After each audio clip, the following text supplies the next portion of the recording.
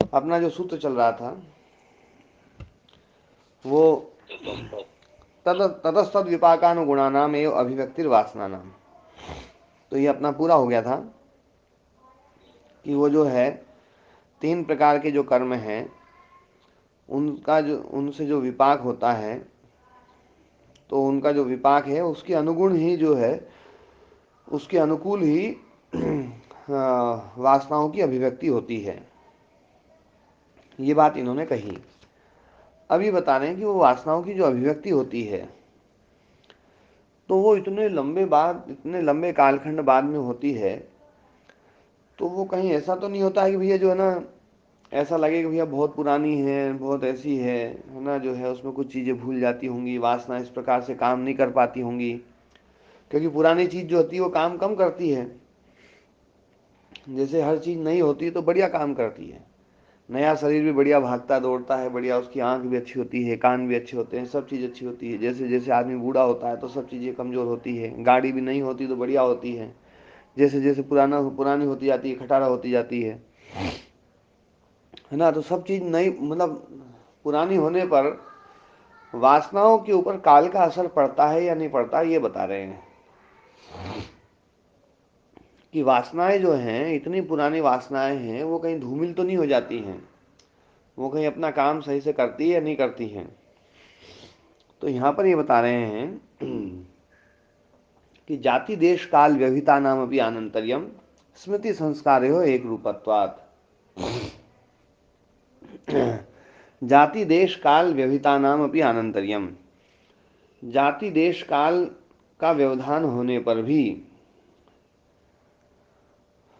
आनंतर्यम, आनंतर्यम मतलब just after, व्यवधान रहितता। व्यवधान जो होता है, हमेशा व्यवधान होता है विजातीय का, सजातीय का व्यवधान नहीं होता है। व्यवधान विजातीय का होता है। जैसे हम मनुष्य बने, अगले जन्म में फिर मनुष्य बन गए, अगले जन्म में फिर मनुष्य बन गए, तो व्यवधान नहीं हुआ। लेकिन मनुष्य बने, फिर दूसरे जन्म दूसरी जाति मिल गई, और दो तीन बार दूसरी जाति मिलकर के फिर मनुष्य बने, तो इसको बोलेंगे व्यवधान युक्तता। तो व्यवधान जो है वो व्यवधान होते हुए भी व्यवधान नहीं है। क्यों? क्योंकि जाति का व्यवधान, देश का व्यवधान और काल का व्यवधान इन संस्कारों में नहीं हो सकता है। क्योंकि संस्कार जो है हमारे चित्त में पड़े हुए हैं, और जैसे ही वो जाति आती है एकदम ऐसे जागृत होते हैं वो कि जैसे बिल्कुल एकदम कोई व्यवधान ही नहीं आया। चाहे 100 कल्प लग जाएं, 100 कल्पों के बाद में भी संस्कारों का जागरण उसी प्रकार से होता है। यहां पर ये कहना चाह रहे हैं कि संस्कार जब तक दग्ध बीज नहीं होंगे तब तक संस्कार बहुत प्रबल रूप से काम करेंगे और बहुत स्पष्ट रूप से काम करेंगे और बिल्कुल पुराने नहीं होंगे। ये बात यहां कहना चाह रहे हैं। अब इस वाक्य को हम पढ़ते हैं। व्यास मुनि जी का वाक्य जो है, मैंने एक बार पहले चर्चा करी थी दयाराम जी कि एक वाक्य है जिसके ऊपर 5-6 दिन से हम लगे हुए हैं। हाँ जी, जी वो यही वाक्य है। जी। यानी इससे ये तात्पर्य महाराज जी के जब तक हम संस्कारों को तक बीज करने के लिए पुरुषार्थ नहीं करेंगे तब तक मुक्ति की तो कोई संभावना नहीं हाँ, मुक्ति की कोई संभावना नहीं है ना। और ये जो वाक्य है, पहला वाक्य, ये जो है ना व्यास मुनि जी का, इसके ऊपर बहुत वो करी थी। इसके ऊपर कई पुस्तकें मंगानी पड़ गई, और जो है सब जगह इसमें पाठ भेद भी मिल रहे थे, और पाठ भेद मिल करके और इसके अर्थ भी बड़े उटपटांग कर दिए। कौन सा वाक्य महाराज जी? ये वाक्य आएगा व्यास मुनि जी का, इसका जो पहला वाक्य है ये। वृष्टंस आदि, हाँ, वृष्टंस विभागोदय। जी वृषदंश जी विपाकोदय स्वव्यंजकांजनाभिव्यक्त स यदि जातिशतेन वा दूरदेशतया वा कल्पशतेन वा व्यवहितः पुनश्च स्वव्यंजकांजन एव उदीयात् दाग इत्येव पूर्वानुभूत वृषदंश विपाकाभिसंस्कृता वासना उपादाय एव व्यज्येत। यहाँ पर व्यज्येत है आप लोगों के पाठ में, या व्यज्येत? विजेत एव नहीं है। इससे पहले एव नहीं। हाँ, एव तो नहीं है, एव लगाना पड़ेगा। और व्यज्येत है या व्यज्येता, ता पूरा है आधा है? व्यज्य व्यज्यता अकारांत। हाँ, तका तका ता पूरा है ना। हाँ, ता जी पूरा होना चाहिए, हमारे इसमें आधा था। तो जो है वृषदंश बोलते हैं, है ना, बिलाव को। बिलाव का नाम जो ना वृषदंश है। आज हाँ, मुकेश जी जुड़े हुए हैं, ठीक। तो वृषदंश जो है वो है बिलाव। तो वृषदंश विपाकोदय। अब विपाकोदय शब्द को समझ लो थोड़ा सा। विपाक बोलते हैं जो जाति आयु भोग रूप जो फल है उसको बोलते हैं विपाक। और विपाकम उदेति अस्मात् इति विपाकोदय, है ना, ये जो है। पंचमी हाँ, पंचमी तत्पुरुष। हाँ, नहीं, उदया शब्द में जो है ना प्रत्यय हुआ है ना, ये अपादान में प्रत्यय हुआ है। बिलाव मतलब गुरु। हाँ, बिलाव मतलब जो नर बिल्ला होता है ना, बिल्ली और बिल्ला। अच्छा अच्छा, हाँ। मैं किसी और चीज़ का नाम ले रहा। हाँ, नहीं नहीं, बिलाव, है ना। तो यहाँ पर उदेति अस्मादिति उदय, है ना, जो है तो कर्माशय के लिए यहाँ पर आएगा। तो विपाकम उदेति अस्मादिति विपाकोदय, है ना जी। ये उपपद तत्पुरुष समास है जी। जी जी है ना। जैसे कुंभम करोति इति कुंभकारः जी है। जी जी महाराज। हाँ जी। कुंभम करो तो कुंभकार। हाँ, तो विपाकम उदेति अस्मादिति विपाकोदय। तो ना जो है विपाक का उदय जिससे हो, विपाक उदित होता है जिससे। तो विपाक उदित किससे होता है?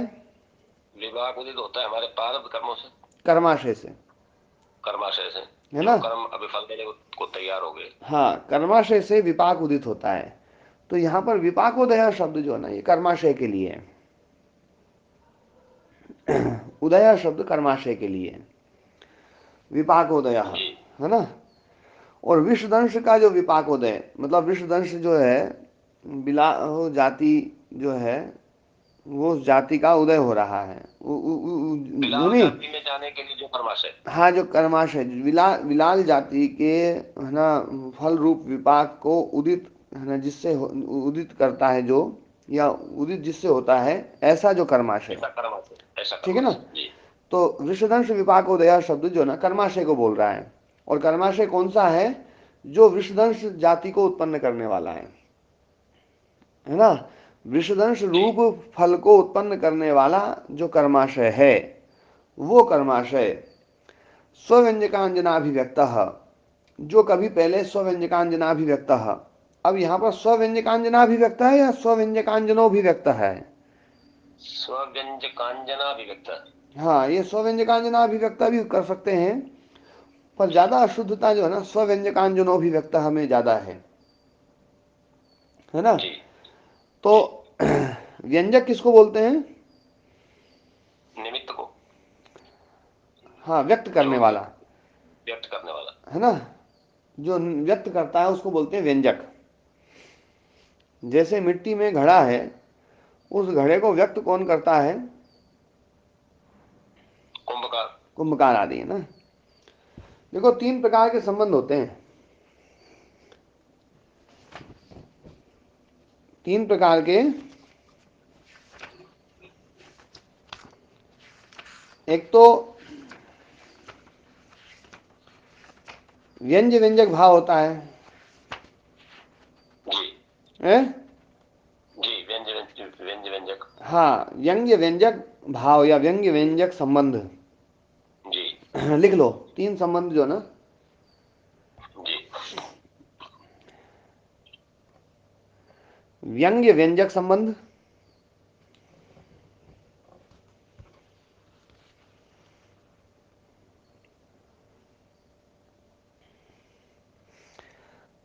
कारक कार्य संबंध,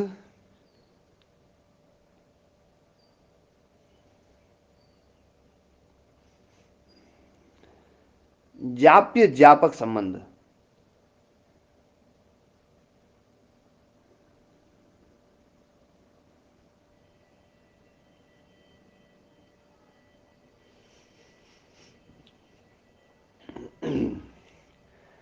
कारक कार्य संबंध जो होता है ना,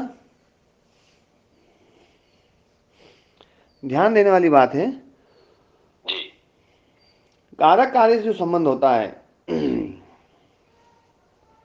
वो जो होता है वो इसमें जो कार्य है, कार्य और कारक, कारक कार्य संबंध, जैसे घट और कुंभकार, घट और कुंभकार। कारक मतलब, कारक माने जो उसमें कारण बन रहा है, एक कारक उपादान मतलब का। करने वाला, उसको करना, उसको बनाने वाला, है ना। घड़े को कारक के बनाने वाला जो है उपादान ना को, वो कारक है। महाराज जी उपादान को नहीं कहते कारक। हाँ, उपादान को कहते हैं। जो है ना, कारक जो है ना, वास्तव में जो ना, करोति इति कारकः, जो करता जी है ना, करता है ना। करता कोई कारक है। हाँ, जी जी तो घट का जो कारक है ना वो तो कुंभकार है। घट का कर्ता जी कुंभकार है।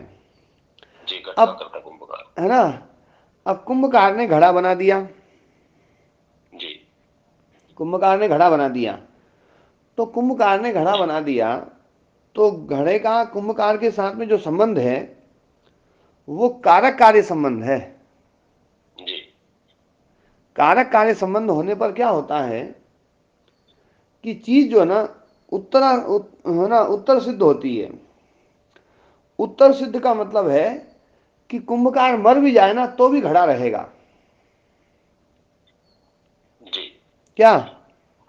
माने कार्य वस्तु के को उपलब्ध करने में कारक का सदा बना रहना आवश्यक नहीं।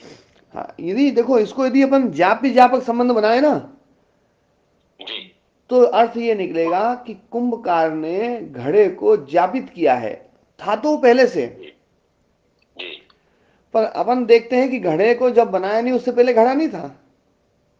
जी घड़े ने उसको, मतलब कुंभकार ने बनाया जब घड़ा आया माने ये तो विकार ही हो गया ना। है ना। नहीं, विकारित तो हुआ। अभी एक एक संबंध घड़े का और कुंभकार का संबंध देखें अपन, जी महाराज। तो है ना, कुंभकार का विकार नहीं है घड़ा,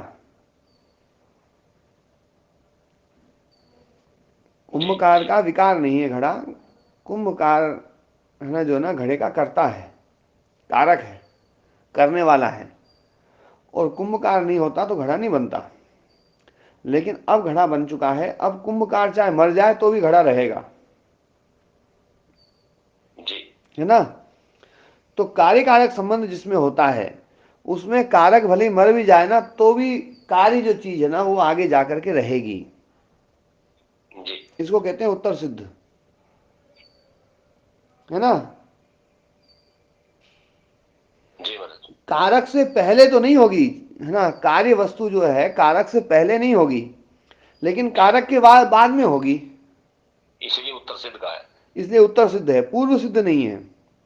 जी कार्य कारक संबंध जहां भी होगा वहां पूर्व सिद्ध नहीं होगी, है ना। पूर्वा सिद्ध, उत्तर सिद्ध। जी पूर्व असिद्ध है, पूर्व में नहीं है, जी उत्तर में है। ये चीज थोड़ी कठिन तो नहीं हो रही है सबको? महाराज जी बहुत सरल है, बताओ, बढ़िया बताओ। हाँ, सही आ रही। ये है चीज तो बहुत कठिन, पर इसको मैं समझा दूंगा आप लोगों को। थोड़ा ध्यान से सुनोगे तो समझ जाओगे, नहीं सुनोगे ना ध्यान से,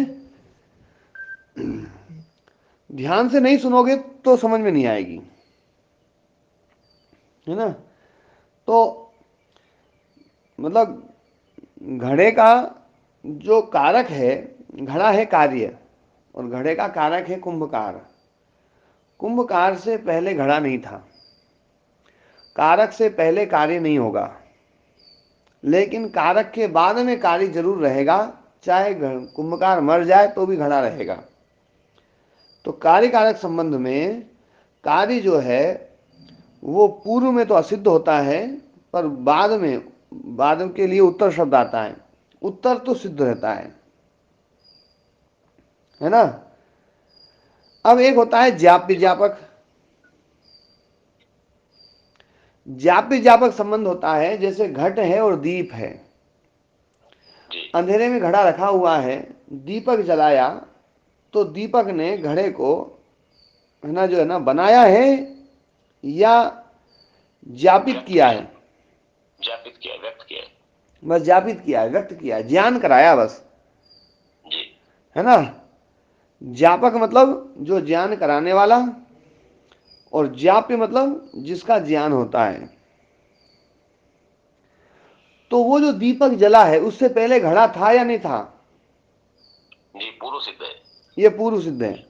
और दीपक बुझ जाए तो भी घड़ा रहेगा नहीं रहेगा? घड़ा तो रहेगा लेकिन ज्ञापित नहीं होगा। ज्ञापित नहीं होगा लेकिन घड़ा तो रहेगा। जी तो ये उत्तर सिद्ध भी है।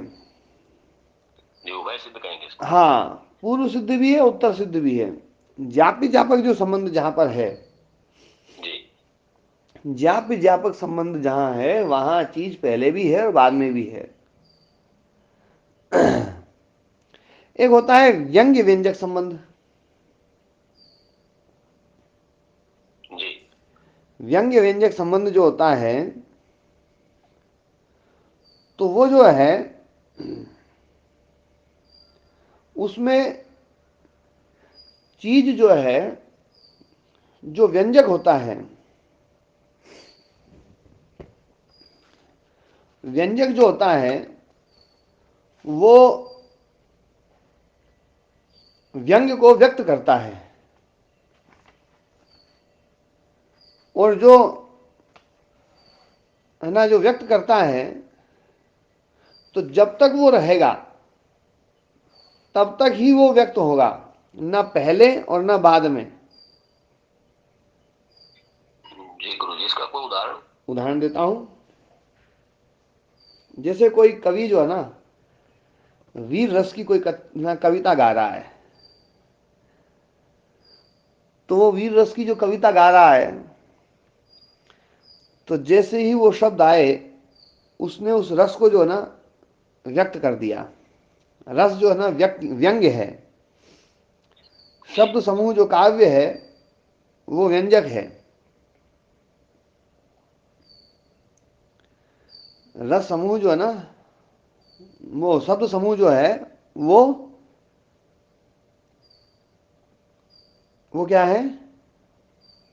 शब्द समूह व्यंजक है। व्यंजक है। जब तक शब्द समूह है तब तक वो रस आपके भीतर चलता रहेगा। जी और शब्द समूह खत्म, रस खत्म। जी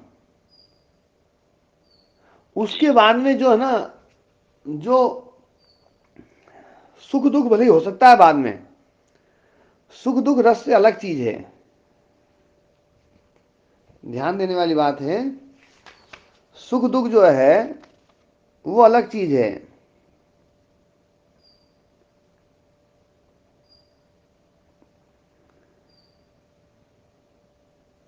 गुरु जी, ज्ञाप्य ज्ञापक और व्यंज व्यंजक में भेद करना मुश्किल हो गया। है? ज्ञाप्य ज्ञापक और व्यंज व्यंजक में भेद नहीं लग रहा। नहीं बहुत बताता हूं। बहुत बहुत सूक्ष्म सूक्ष्म भेद है। हम्म। महाराज जी, वो तो साइलेंट था और ये बोल के आ रहा है, इतना फिर भेद तो नजर आ रहा है। देखो, हमारे भीतर क्रोध है, मोह है, ये तो गुण हैं। लेकिन जो रस है ना, रस, जो रस होता है, वो रस जो है वो शब्द के साथ ही होता है। और शब्द तो महाराज खत्म हुआ और रस इसमें तो खत्म। ये लगाना इसमें तो ये लगाना पड़ेगा गुरु जी के जो व्याप्य व्यापक है ये तो वस्तु पर घटेगा और जो व्यंज व्यंजक है वो केवल गुणों पर घटेगा। हाँ, मैं अभी बता रहा हूं। देखो, शब्द समूह बोला गया, कवि के द्वारा कविता बोली गई, तो उस कविता में एक वीर रस है। जी वो कविता में जो वीर रस है, उस रस के कारण से हमारे भीतर हमारे भीतर जो है ना, या तो उत्साह पैदा होगा या जी। क्रोध पैदा होगा, जैसा भी रस होगा उसके अनुकूल। उस रस के अनुसार भाव पैदा होगा। जी। तो भाव के साथ में संबंध नहीं लगा रहे हैं अपन, अपन लगा रहे हैं रस के साथ में। रस जी। जो है वो शब्द में ही है। जी। वो शब्द जब तक चलता रहेगा तब तक जो है ना, जो है रस आता रहेगा। रस चलता रहेगा। शब्द जी। खत्म, रस खत्म। उसका प्रभाव तो रहेगा जी बात तक। उसका जो प्रभाव रहेगा ना, उसी को भाव कहा जाता है। वो भाव स्थायी भाव होते हैं। जी। उसमें रति भी हो सकता है, हास भी होता है, शोक भी होता है, क्रोध भी होता है, उत्साह भी होता है ना, जुगुप्सा, जी। विस्मय, है ना, उपराम, ये स्थायी भाव हैं। जी। और श्रृंगार, हास्य, करुण, रौद्र, वीर, भयानक, विभत्स, है ना, जी। उद्भुत, है ना, ये जो है ना, ये रस हैं, है ये ना। कितने होते हैं गुरुदेव रस? है? 9 होते हैं, 7 कितने होते हैं गुरुदेव ये? हाँ, 8 रस माने जाते हैं। एक निर्वेद को भी रस माना जाता है। निर्वेद जो है ना, मैम समझी समझी, रिकॉर्डिंग नहीं दिख रही कि हो रही कि नहीं? हाँ, उसमें वो नेट नहीं है इसलिए रिकॉर्डिंग दिख नहीं रही है, पर वो है ना, वो हो रही है रिकॉर्डिंग। अच्छा जी, हाँ ठीक हाँ। है।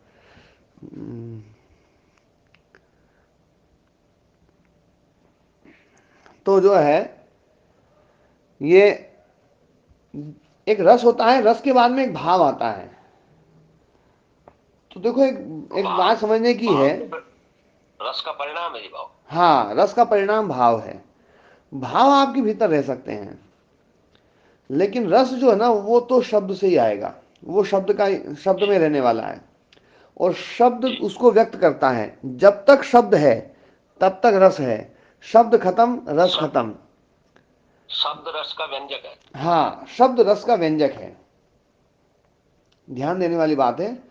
शब्द जो है वो रस का व्यंजक है। तो जब जी। तक शब्द है तब तक वो व्यंग्य रस जो है ना, वो रस मौजूद है। शब्द खत्म हुआ, रस खत्म हो जाएगा। शब्द शुरू हुआ, फिर रस शुरू हो जाएगा। रस जो ना शब्द में है। तो ये इसको तो पूर्व सिद्ध भी नहीं कहेंगे और उत्तर सिद्ध भी नहीं कहेंगे, ऐसा जी? ए? हाँ, पूर्व सिद्ध भी नहीं कहेंगे, उत्तर सिद्ध भी नहीं कहेंगे। ये ना पूर्व सिद्ध है ना वो उत्तर सिद्ध है। जब जी। तक व्यंजक है तब तक व्यंग्य है। दीपक है जब जी तक महाराज। प्रकाश है। दीपक बंद, प्रकाश बंद, जी। है ना। तो ये जो शब्द और शब्द का रस के साथ में जो संबंध होता है ना, वो व्यंग्य व्यंजक संबंध होता है। अब एक बात जी। है ना, यहां पर जो है, अपन फिर से आते हैं इसमें। वृषदंश विपाकोदय स्वव्यंजकांजनाभिव्यक्त। उसका जो व्यंजक है, जब तक है तब तक जो है ना, मतलब कर्म जब तक है तब तक फल है। कर्माशय जो विपाक है, मतलब कर्माशय जो है ना, वो कर्माशय अपने व्यंजक के कारण से, मतलब संस्कार जो है ना, संस्कार व्यक्त होता है। तो व्यक्त होता है वो कब होता है? जब उसका कोई ना कोई व्यंजक होता है। व्यंजक है, व्यक्त रहेगा। व्यंजक खत्म, व्यक्त भी खत्म। इसलिए इसको अपन ने क्या कहा कि, है ना, ये वासना संस्कारों को, कि ये अदृष्ट धर्म है, दिखाई नहीं देते हैं ये। थोड़ा सा जी। साहित्य की बात करके फिर थोड़ा सा यहाँ पर जो है ना, स्वव्यंजकांजनाभिव्यक्त। अब यहाँ पर स्वव्यंजकांजनाभिव्यक्त भी कर सकते हैं, स्वव्यंजकांजनोभिव्यक्त भी कर सकते हैं। तो है ना, जो है, जी। तो जो कर्माशय, ऐसा कर्माशय जो, है ना, बिलाव जाति रूप फल को उदित कर रहा है, ऐसा जो है ना, जो ना कर्माशय है, वो अभिव्यक्त हुआ था पहले। स्वव्यंजकांजन, है ना, व्यंजनोभिव्यक्त। स्वव्यंजकांजन से अभिव्यक्त, उसके व्यंजक के कारण, है ना, व्यंजक जो भी है वो कर्माशय अपने व्यंजक के कारण से जिसका अंजन, अंजन मतलब प्रकटीकरण, अभिव्यंजन है ना, हुआ है जिसका, ऐसा वो कर्माशय। स्वव्यंजकेन अंजनम यस्य, व्यंजक है तब तक अंजन है, व्यंजक नहीं है तो अंजन नहीं है। ठीक है दयाराम जी? जी जी महाराज जी। माने तो जब तक उसका वो कारण था तब तक वो रहेगा, उसके बाद जब वो कारण नहीं रहेगा तो वो भी नहीं रहेगा। हाँ जी, तो विपाक भी नहीं रहेगा। हाँ तो स्वव्यंजक से अंजन, अंजन मतलब प्रकटीकरण, यहां पर जी प्रकटीकरण जो ना वो व्यंग्य है ना। जब तक जी। व्यंजक है जब तक प्रकटीकरण होगा। तो महाराज व्यंजक, जी, व्यक्तिकरण में और प्रकटीकरण में कुछ भेद है? हाँ एक ही बात जी महाराज। है ना। तो स्वव्यंजक से अंजन है जिसका, ऐसा वो कर्माशय अभिव्यक्त, अभिव्यक्त हुआ था। अब वो अभिव्यक्त तो पहले हो गया था। अब सह यदि, वो कर्माशय जो अभिव्यक्त हुआ था, सह यदि जाति शतेन वा दूरदेशतया वा कल्प शतेन वा व्यवहितः, सो जाति के बाद में या फिर दूर देश के कारण से या फिर कल्प शतेन, बहुत लंबे कालखंड के बाद। देखो जाति, देश और काल तीनों का व्यवधान बता दिया कि जाति शतेन, दूर देशतया या कल्प शतेन वा, या सैकड़ों कल्प हो, या जो ना कितनी जातियों का व्यवधान हो, चाहे कितने ही देश का व्यवधान हो, इनके व्यवधान होने पर भी व्यवहितः, पुनः फिर से वो स्वव्यंजकांजना ये उदीयात, अपने व्यंजकांजन से यदि वो उदय होवे, मतलब उसका व्यंजक फिर आ गया, तो यदि वो कर्माशय यदि उदित हो रहा है, उदित होता है, उदित होवे तो दाग इत्येव पूर्वानुभूत वृषदंश विपाका भी संस्कृता वासना उपादाय एव व्यज्येत। तो पूर्व में अनुभूत जो वृषदंश जो विपाक है, उस विपाक से अभिसंस्कृत, मतलब उस वो जो पहले जो बिडाल जाति में जो वासना थी, जो विपाक से अभिसंस्कृत थी, ऐसी वासना जो थी, वो वासना को यहां पर ये अभिसंस्कृता वासना जो ना, ये द्वितीय विभक्ति बहुवचन का रूप है दयाराम जी। जी महाराज। तो है ना, पूर्वानुभूत वृषदंश विपाकाभिसंस्कृता वासना उपादाय एव दाग इत्येव व्यज्येत। दाग इत्येव का संबंध यहां लगेगा। दाग इत्येव ये पूरा एक ही शब्द है, इसका अर्थ है शीघ्रम, है ना, तत्काल, जी जी जी महाराज। तत्काल। तो पूर्वानुभूत वृषदंश विपाकाभिसंस्कृत वासना को लेकर के, मतलब पहले जो विराल जाति की जो वासना थी, जो संस्कार था, उस संस्कार को लेकर के ही व्यक्त होगा, वो बिना उसको लिए व्यक्त नहीं होगा। मतलब जो कर्माशय है, वो कर्माशय उस जाति की वासना को लेकर के तत्काल व्यक्त हो जाएगा। मतलब उसमें ऐसा नहीं रहेगा कि इतना व्यवधान होने पर जो है ना उसको प्रकट करने में देर लगेगी, तत्काल प्रकट होगी एकदम। जी महाराज। और यही हम देखते हैं, किसी भी जाति को आप देख लीजिए, किसी भी जाति में कोई बालक पैदा होता है, कोई बच्चा पैदा होता है, तो वो जो बच्चा है, चाहे वो मनुष्य जाति में हो, चाहे वो गधे का बच्चा हो, घोड़े का बच्चा हो, मतलब जाति का मतलब ये जातियां, तो ये किसी भी जाति में पैदा होगा, वो बालक एकदम से ऐसा लगेगा जैसे ये बिल्कुल उस जान, ऐसा नहीं लगेगा कि भैया वो भूल रहा है और वासना धीरे धीरे जागृत हो रही है और जगा रहे, उसको जगाना पड़ रहा है, ऐसा नहीं होता है। तत्काल जागती है एकदम, ऐसे होता है ना। जी महाराज। प्रत्यक्ष तो हाँ ऐसा ही देखा जाए। हाँ, यही बात यहाँ इन्होंने कही है। तो मतलब इतनी है ना जो बात है, तो ये अब इस वाक्य में जो है ना, क्या है, कई कई जगह पर जो है ना पाठ भेद बहुत हैं। दाग इत्येव को दाग इत्येवम कर दिया कहीं, है ना, व्यज्येत, व्यज्येत को व्यज्येत कर दिया कहीं पर, है ना, जो है अभिव्यक्ता हटा दिया।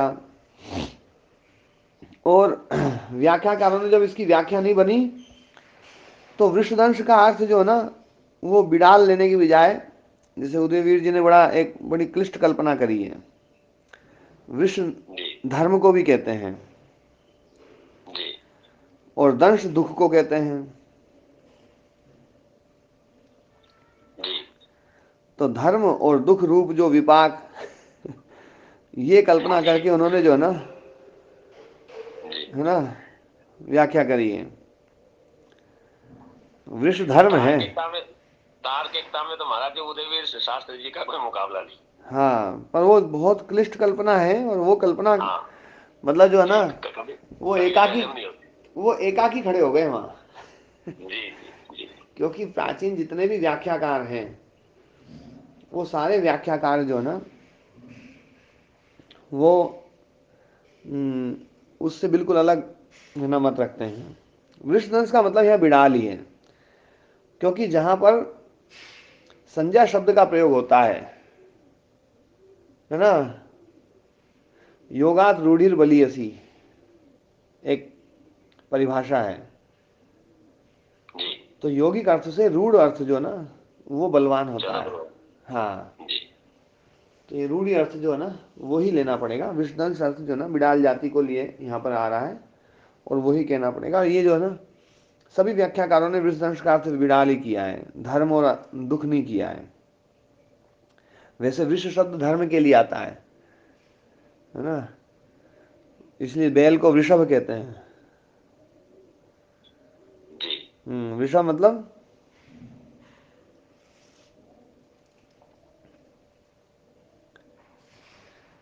जो विषम भाति इति वृषभः, जो धर्म को चमका दे, धर्म प्रकाशित कर दे। इसको बे, बैल से कैसे जोड़ेंगे? बैल बेचारा जीवन भर जो ना दूसरे के लिए मतलब सुख पैदा करता है, जी सेवा करता है ना, दूसरे की सेवा करता है, इसलिए वो उसको वृषभ कहते हैं कि वो सेवा को जी चमकाता है ना। दूसरों। जी जी महाराज। हाँ, इसलिए सबसे उसको संत भी करते हैं इसलिए गुरुदेव। उसको इसलिए उसको मूर्ख भी कहते हैं कई बार। ओम गुरुदेव। हाँ, वो जो वही जो बाप अच्छे योगी और संत हैं, वे भी तो दूसरों के लिए ही होते हैं गुरुदेव, उनको नहीं बोल सकते। हाँ, जो ज्ञान से नीचे रह गया बिल्कुल, या ज्ञान के उस पार पहुंच गया, ये दोनों ही करते हैं ऐसा काम, बीच वाले नहीं करते माता जी। जी गुरुदेव। हाँ, वो एक कविता है ना, खूनी दंशों को सहने वाला जो राजवंश होगा, या तो वो महामूर्ख होगा या वो परमहंस होगा। जी जी जी, तो ना जो है ये आज इतना ही करेंगे ना, तो इसको थोड़ा सा और देखना, और जो है। ओम महाराज जी। हाँ जी, ओम जी। महाराज जी दीपावली पर कुछ दो चार शब्द कह देते हैं, कुछ अच्छा, आशीर्वाद देते हैं हमको। अच्छा, दीपावली क्यों मनाई जाती है? प्रणाम महाराज जी। हाँ, प्रणाम जी। दीपावली जो है, ये अभी प्रणाम किया इन्होंने धोला राम जी, कहाँ से? हाँ जी पूर्ण नगर से। पूरण नगर से। हाँ जी हाँ जी। पूरण नगर किधर है? कोटपुतली। अपने धोला राम जी जो है ना, खेड़ा निहालपुरा वाले तो नहीं? वो का वो। ओहो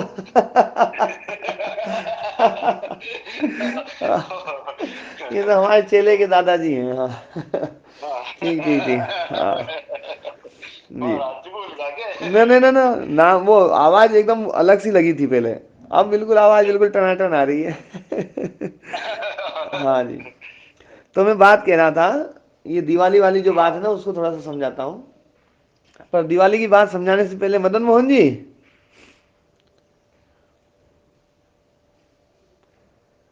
मदन मोहन जी है क्या? हाँ, है मदन मोहन जी।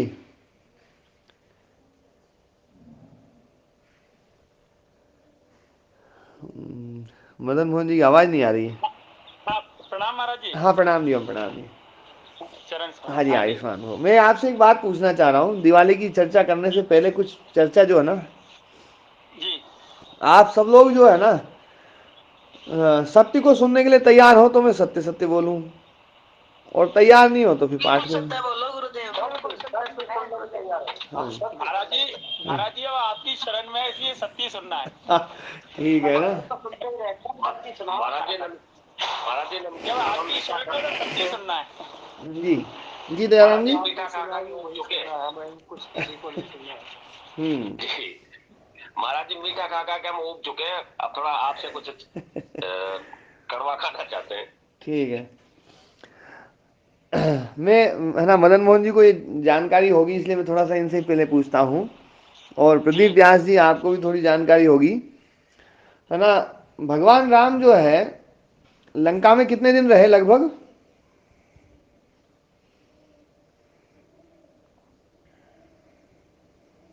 महाराज जी ऐसे तो मेरे को ज्यादा मतलब ध्यान नहीं दिया, लेकिन शायद करीब करीब 1.5-2 महीने तो रहे थे महाराज जी। हाँ जी प्रदीप व्यास जी। जी स्वामी जी प्रणाम। स्वामी हाँ प्रणाम जी। लगभग कितने दिन रहे? अवधि तो स्वामी जी मुझे सही याद नहीं है, लेकिन 1 आध महीने से ज्यादा नहीं। हाँ मतलब जैसे तो 13 वर्ष का उधर था, 1 वर्ष का उधर आता है। अभी 1 वर्ष में वो कितने समय का, लंका तो गई नहीं वो पर्टिकुलर। हाँ पर्टिकुलर लंका में नहीं गए, पर जो युद्ध मतलब श्रीलंका जो है ना, श्रीलंका में जो है मतलब राजधानी नगर में नहीं गए, लेकिन जो श्रीलंका में तो गए ना। क्या मतलब समुद्र पार के बाद मानने वाला समुद्र से वापस आए इतना। हैं? समुद्र पार किया हाँ और फिर जब समुद्र से वापस आए, ये वाला पीरियड है ना, हाँ। मान सकते हैं। हाँ। तो कई लोग गणना करके बताते हैं, बोले 111 दिन रहे।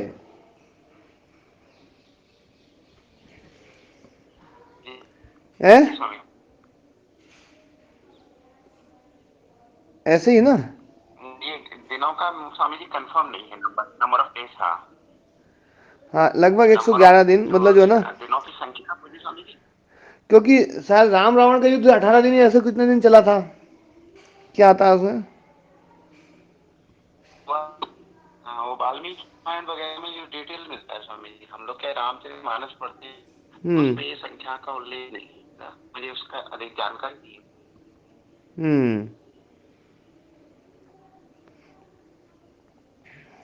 हमने जो है एक बार जो है ना ये आया था, लंका में राम जी 111 दिन रहे, लंका में सीता जी 435 दिन रही, है ना। मानस में श्लोक संख्या 27 है, मानस में चौपाई संख्या 4608 है, मानस में दोहा जो है ना 1074 है, मानस में सोरठा 207 है, मानस में छंद संख्या 86 है ना। राम दल व रावण दल का युद्ध जो है ना 87 दिन चला। राम रावण युद्ध 32 दिन चला। सेतु निर्माण में 5 दिन लगे, है ना जो है। तो ये जो है कई सारी जो है इन्होंने लिख रखी है। पर राम रावण का युद्ध कई दिन तक चला था, ये तो बिल्कुल पक्का आता है।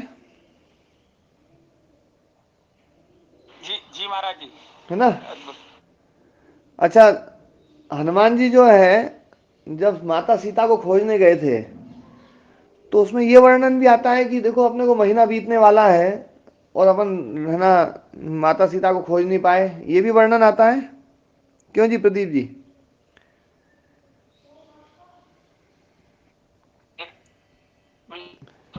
आपकी आवाज कट रही है प्रदीप व्यास जी।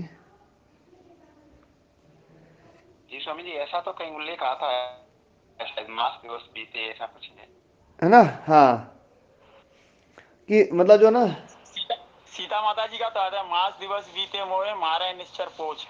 हाँ यदि एक हनुमान जी कहते हैं कि मैं 1 महीने में नहीं आया, मतलब है ना, हाँ नहीं आया तो ये राक्षस मुझे मार देंगे। मार देंगे, नहीं वो तो है।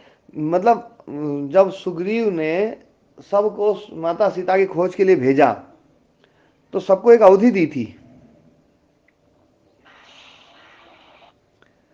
और वो लगभग 1 महीने की थी, जी महाराज जी, है ना। ये भी सच है ना। हाँ जी सर। और जो है वो जो अवधि थी, उस अवधि में मतलब है ना जो है खोजना था, तो सब लोग खोज रहे थे, तो हनुमान जी जामवन जी और है ना जो है अंगद। तो अंगद ने कहा बोले भैया अब तो समय पूरा होने वाला है, यदि अब मैं जाऊंगा तो सुग्रीव मेरे को बहाना बना करके मार देगा, इससे अच्छा तो मैं तो नहीं जाऊंगा। ये भी वर्णन आता है। नहीं वो कारण सुना है अलग था स्वामी स्वामी जी। जी। है? उसमें अंगद जी ने ये कहा था नहीं ये अलग चीज है स्वामी जी। हाँ। उसमें ये कहा था अंगद कहा जाओ मैं पारा, हम्म। जिये संशय कुछ फिरती वारा। हम्म। तो उसमें अक्षय कुमार को वरदान था हम्म। कि अगर अक्षय कुमार से युद्ध होता अंगद का तो उनका जीवन शायद शेष न होता। हम्म। लेकिन ये भय भी उन्होंने व्यक्त किया कि चूंकि मैं बानर दल का मुखिया हूँ हम्म। और यदि मैं बिना खोज के वापस जाता हूँ हम्म। तो वो फिर मुझको जीवित नहीं छोड़ेंगे। हम्म। ये था स्वामी जी। हाँ, उसमें ना काल की अवधि के कारण से भी था। और 1 महीने की अवधि जो दी थी ये तो सुग्रीव जी ने दी थी, और वो अवधि समाप्त हो रही है। ये वर्णन ये है ना, मतलब जो है अंगद जामवंत और ये इन सब के बीच में जो है ना चर्चा चल रही है, अवधि खत्म हो रही है और अपन सीता माता की खोज नहीं कर पाए हैं, ये मतलब जो ना ये चर्चा तो आ रही नहीं आता है स्वामी। है ना? बिल्कुल गुरु जी सत्य बोल रहे हैं आप, ये सही है ना?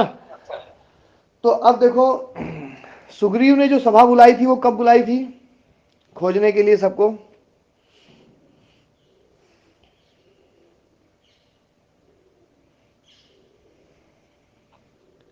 बारिश के बाद में स्वामी जी, हैं?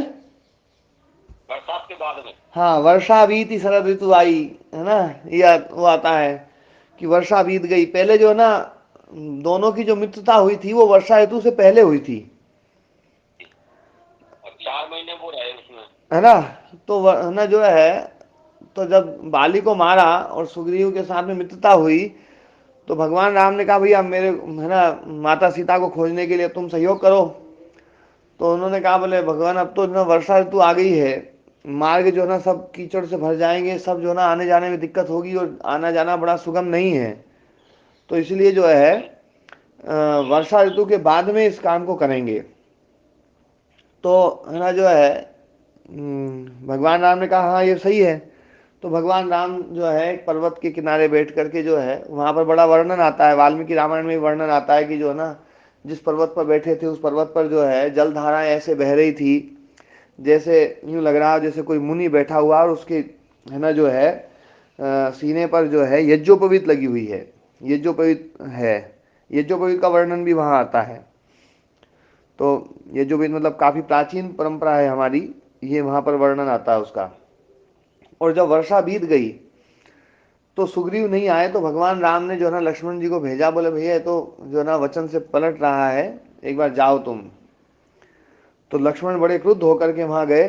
तो सुग्रीव जो है ना बड़े डरते डरते जो है ना उन्होंने जो है बोले भैया जो है शायद उस समय जो है ना डरने के कारण से जो है ना किसी और को पहले भेजा, और भेज करके फिर जो है उनका क्रोध शांत करके फिर वो भगवान राम के पास में आए। और फिर वहां पर जो है सबको 1 महीने का समय दिया। तो वर्षा बीत गई।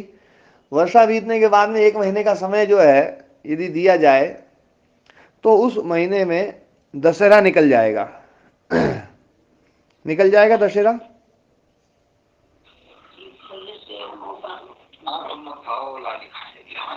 क्यों जी? हाँ जी प्रदीप जी। महाराज जी बातों तक तो जो है बरसात ऋतु मानी जाती है और अश्विन जो है हाँ तो अश्विन में दशहरा बीत जाता है। अश्विन की नहीं, वहां समाप्ति पर होती उसमें ये भी आता वर्णन कि है ना जो है ना है। जी वर्षा बीती शरद ऋतु आई और वो फूल जो है ना वो जो कांस में जो फूल खिलते हैं वो जी फूल महाराज खिलने का वर्णन आता है। जी आता है जी। स्वामी जी इसकी रिकॉर्डिंग कर रहे हो ना जी? हाँ रिकॉर्डिंग भी चल रही है ठीक है जी ठीक है। है ना? महाराज जी कांस फूलने वाला जो समय है इसका संबंध उससे श्राद्ध पक्ष से भी जोड़ रखा गई, श्राद्ध पक्ष से। नहीं वर्षा के बाद में जो है ना लगभग दशहरे के लगभग लगभग जो है ना जो है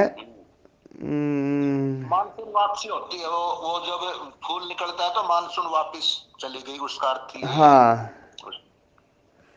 किसी कवि ने उसको श्राद्ध पक्ष से भी जोड़ा है महाराज जी। ऐसा ऐसा ए? एक मजाक में कुछ कहते हैं कि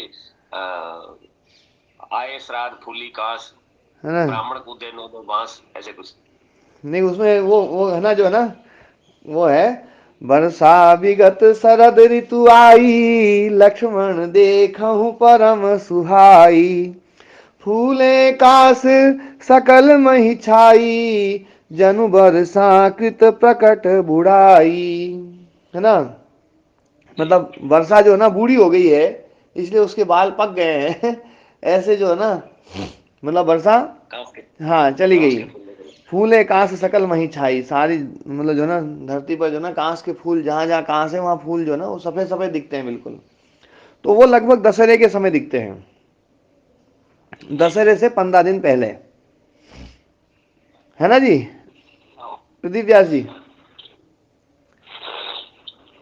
हाँ है ना मदन मोहन जी, आप लोगों से मैं हुकाना भराते चलाऊंगा आप जी लोग, जी जी महाराज जी, है ना। हाँ अद्भुत अद्भुत महाराज जी, बहुत बढ़िया। है ना। तो हाँ वर्षा ऋतु बीत गई है, उसके बाद में बैठक हुई है, बैठक होने के बाद में फिर 1 महीने का समय दिया गया है, और 1 महीने के समय दे करके और जो है, तो 1 महीने का जो समय है उस समय में दशहरा चला जाएगा, चला जाएगा दशहरा, जी जी महाराज जी। है ना। अब उसके बाद में फिर हनुमान जी आए हैं, उन्होंने खोज करके लाए, और वो ला करके और फिर जो है बोले भैया ऐसा ऐसा बात है, और यूं जो है ना वहाँ है सीता माता। फिर सेना इकट्ठी की गई, सेना सजा करके वहाँ से चले, तो वहाँ से चले और फिर जो है चलते चलते वहाँ गए, तो जो है समुद्र आ गया, तो समुद्र तक पहुँचने में भी देर लगी होगी कुछ दिन जी तो, महाराज जी। है ना।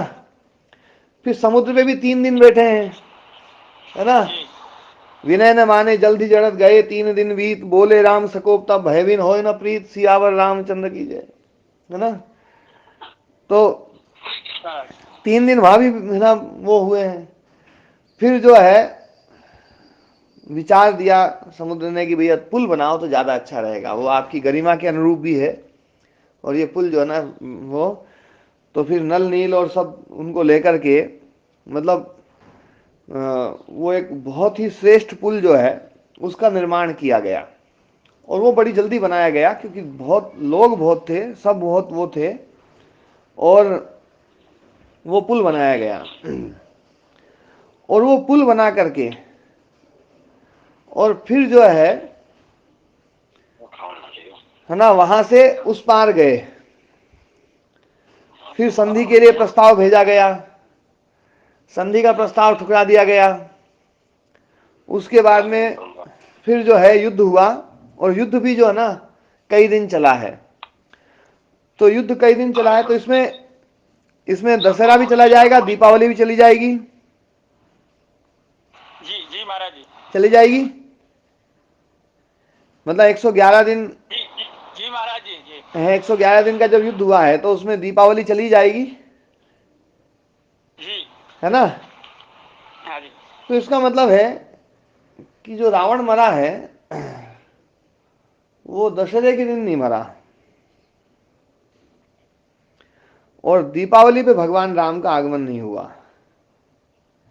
यदि हम थोड़ा सा काल को ध्यान में रखते हुए यदि है ना जो ना रामायण का पाठ करें, रामायण को पढ़ें, तो ऐसा प्रतीत होता है, और लोक श्रुति भी बहुत प्रबल है कि भगवान राम ने जो अयोध्या का राज्य संभाला था वो चैत्र शुक्ल प्रतिपदा के दिन संभाला था, गुड़ी पड़वा के दिन, नव वर्ष के दिन, यही सुनते ना अपन, क्यों जी जी प्रदीप महाराज व्यास जी। जी।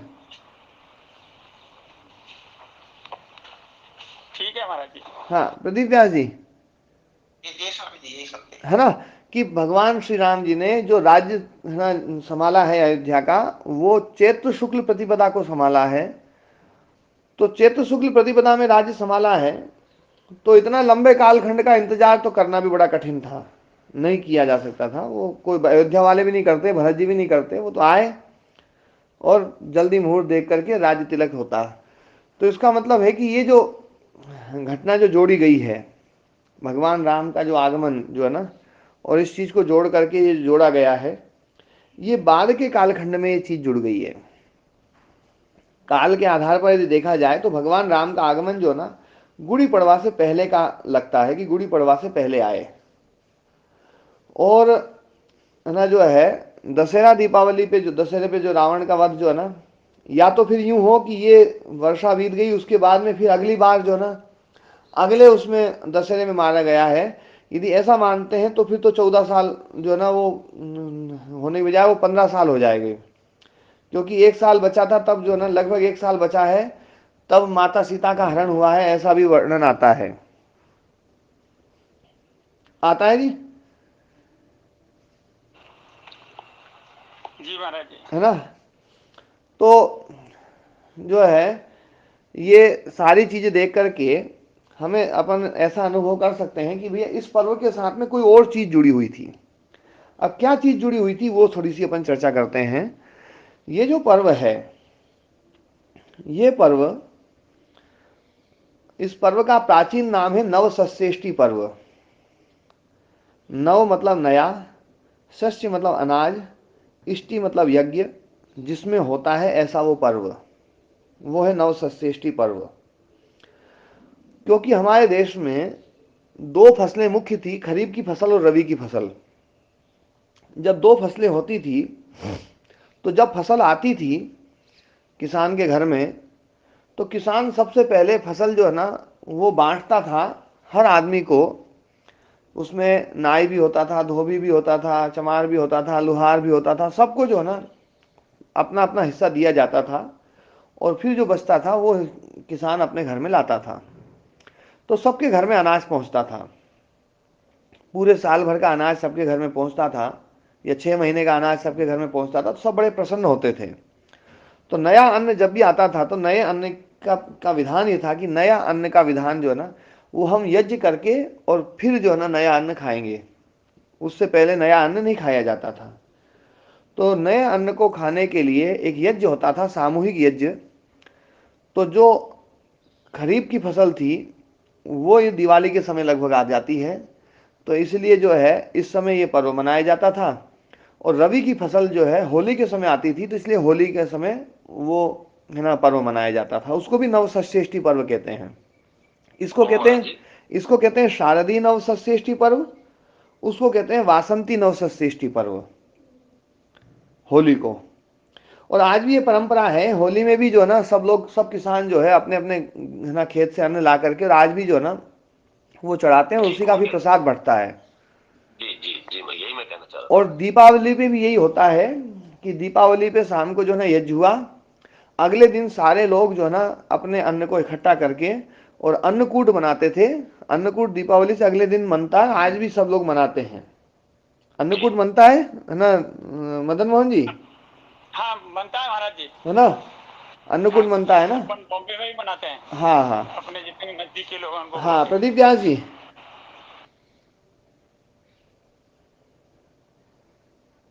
ओम, प्रदीप व्यास जी हट गए क्या?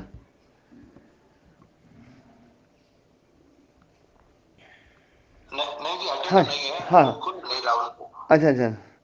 तो है ना जो है अन्नकूट की परंपरा ये बहुत प्राचीन परंपरा है। सभी जितने भी मतलब अन्न जो है वो लोग गांव के सब लोग इकट्ठा करते थे, थोड़ा थोड़ा अन्न इकट्ठा करके और फिर उस अन्न को पका करके, और पहला जो अन्न होता था वो अन्नकूट के माध्यम से सब खाते थे। उसके बाद में फिर नया अन्न खाने का है ना वो शुरुआत होती थी, नए अन्न को खाने की शुरुआत उसके बाद में होती थी।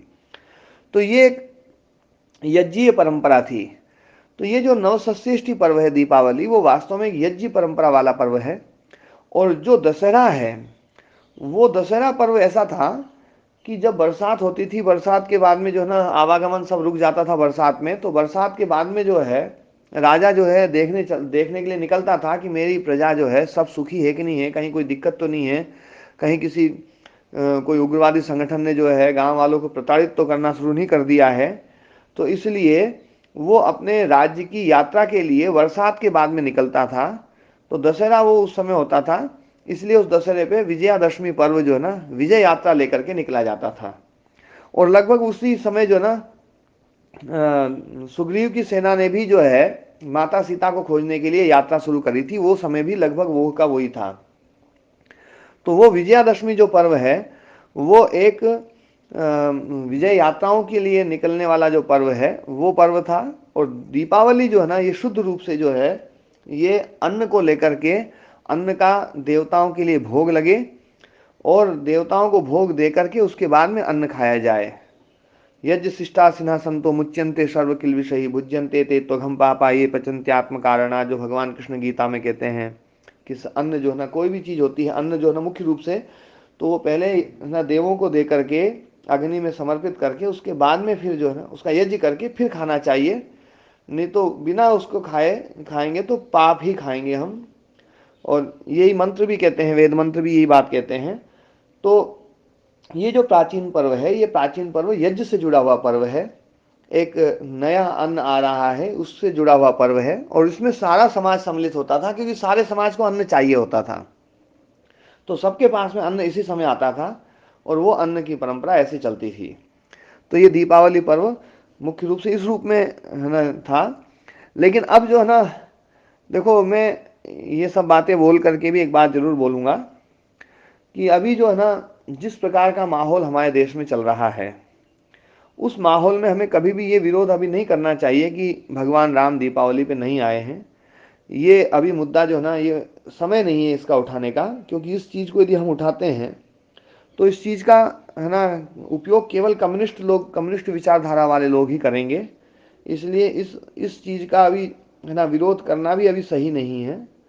अभी है ना विरोध के और बहुत सारे विषय हैं जिन पे विरोध किया जा सकता है। इस विषय का विरोध अभी ना किया जाए तो ज़्यादा अच्छा है, क्योंकि इसका है ना लाभ दूसरे लोग ही लेंगे, है ना, ये बिल्कुल पक्का है। इस पर इस बाड़ी को लेकर के फिर हावी हो जाएगी जिनमें तो स्वयं हाँ इन बोले, हाँ बोले ये तो सब है ना गलत बात बोल बोल करके दीपावली मनवा रहे हैं, ये करवा रहे हैं, वो करवा रहे हैं, वो सही बात तो बताएंगे नहीं। तो इसको लेकर के हमारा जो ना अशिक्षित भारतीय समाज, जो हिंदू समाज है, वो गुमराह होता है, गुमराह होगा, और वो जो है ना कहीं फिर इससे इन आस्थाओं से भी भटकेगा, और वो भी जो है ना उस तरफ ही जाएगा, कम्युनिस्ट विचारधारा तरफ, क्योंकि कम्युनिस्ट विचारधारा बहुत खतरनाक रूप से फैल रही है। गिरे हुए। हाँ ओम जी ओम। मैं एक क्वेश्चन करना चाहती हाँ जी, बिल्कुल सही कहा, बहुत बहुत सुंदर। हम्म। मैं पूछ रहा हूँ कि जैसे हम घी का यज्ञ करते हैं या घी का दीवा लगाते हैं तो वातावरण के लिए बहुत लाभकारी है, परंतु जैसे तेल के दीवे लगाते हैं, मोमबत्ती लगाते हैं, इनसे क्या वातावरण? मोमबत्ती तो नुकसानदायक है बहुत, तेल का दिया लाभदायक है। हाँ, और परंपराओं को बनाए रखने के लिए वातावरण के लिए गुरुदेव धुआं तो बहुत छोड़ता है तेल का दीवा। ना ऐसा नहीं। बनी रहे।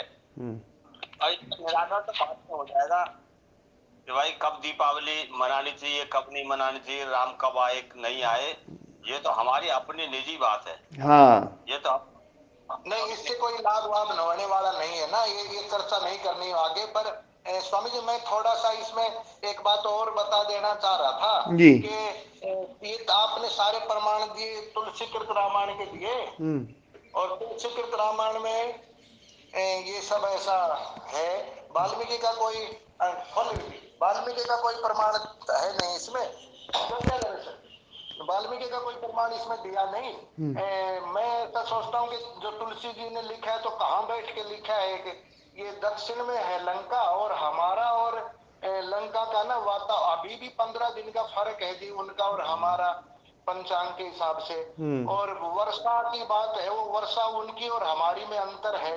तो कई चीजें हैं जी इसमें, इतना अगर प्रमाण वाल्मीकि रामायण से कोई मिले तो, और महर्षि ने तो तुलसी, नहीं वाल्मीकि रामायण का ही मैंने प्रमाण दिया ना कि वाल्मीकि जी ने जो ना ये तो साफ कहा है कि वो वर्षा ऋतु में रुके थे पूरे।